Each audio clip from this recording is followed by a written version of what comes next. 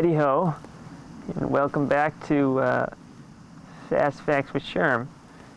Ned Henson here, and welcome also to Castle Henson. Mr. Milty doesn't pay me very much, so this is where I live. You may be wondering why your regular handsome host isn't sitting here before you today. I have some unfortunate news to share on that front. Mr. Milty's house, Mr. Milty's mother's house, burned to the ground recently. It's a pile of rubble now. I arrived there myself well before the fire department or other related authorities did, because I parked my van just a few blocks away from the Milty residence.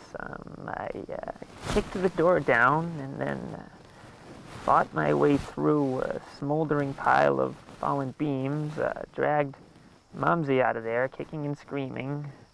I got some precious heirloom furniture that I'm sure the Miltys would both miss if I had been burnt. I didn't find a single trace of Sherm, though. Not a curly hair or sweater shard to speak of.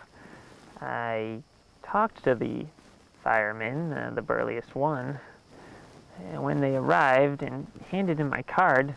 I told them to contact my mobile device or send me a fax if they found a pile of ash in the shape of a portly gentleman. That would probably be Sherm. So I'm still waiting on that one. Darned if I haven't tried to contact the boss man several times myself, but whenever I call him, he bitch buttons me on the first ring. That's kind of lame. And when I text message him, he replies with pictures of his member, which is a very effective way to get me to stop text messaging him.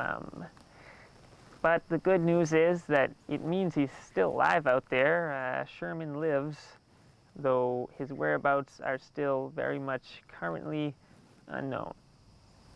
Well, I'm losing daylight here, and the show must go on, so in Sherman's absence, I've decided to concoct a little factoid of my own to share with you.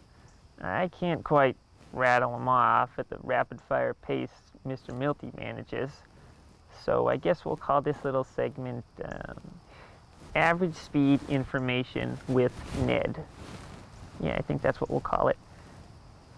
Were you aware that a Deus Machina is a narrative device invented by the ancient Greeks in which an element previously unheard of in the plot is introduced to rapidly and abruptly end the entire play or video series? Cop out, really, very contrived. That doesn't sound familiar to me.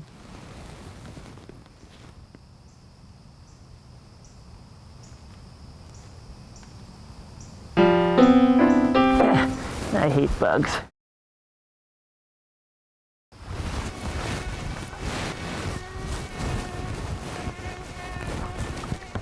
Oh, I really hope I don't get triple E.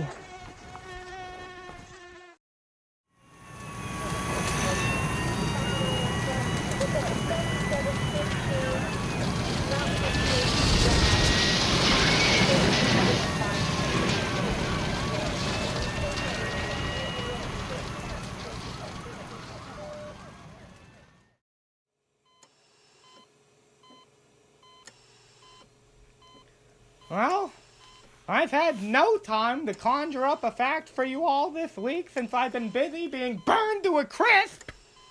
Yeah, I'm coming to you live from the intensive care unit, and I am not well.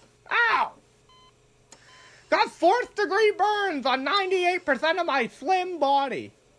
My mustache has been singed, my eyebrows scorched, and my wonderful hair is, that's not so wonderful at this point. Can't really move right now. I'm essentially immobile. And I certainly don't feel like being filmed. Do not even start with me. I guess the moral of the story is that I may or may not have set the house completely ablaze. Yeah. And by the grace of God, Mumsy croaked in the inferno. Yippee! You know what they say? They say, hey, if you can't handle the heat, stay the fuck out of the kitchen.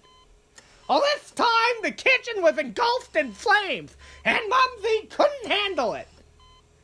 Fucking Ned keeps badgering me. I keep sending him dick pics to let him know I want to be left alone. We'll see how long it takes for the message to get through his sick skull. I need my bedpan changed. Maybe I'll give him a buzz. Otherwise, that stammering chode is basically useless. Oh, great. Here comes the moron medicine man.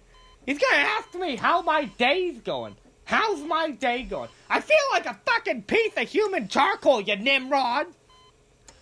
I can't feel my legs. How the hell do you think it's going? It's going great. It's going wonderful. Happy to be here, Doc. Oh, God. Well, looks like I gotta go. Until next time, this is Sherm signing off. Farewell.